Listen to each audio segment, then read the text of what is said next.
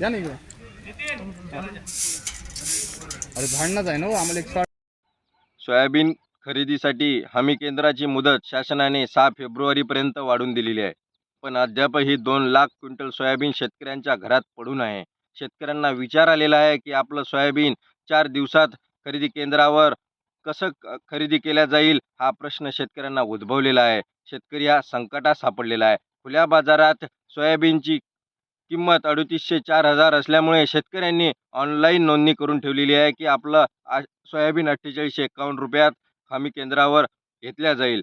पण 4 दिवसात सोयाबीन खरेदी केंद्रावर कसं घेतल्या जाईल, कारण की एवढी यंत्रणा सरकारजवळ नाही की 4 दिवसात 2 लाख क्विंटल सोयाबीन शेतकऱ्यांचं खरेदी केंद्रावर घेतल्या जाईल. अद्यापही काही सोयाबीन गोदामापर्यंत पोहोचलेले नाही आहे. शेतकऱ्यांना पैसे मिळालेले नाही आहे.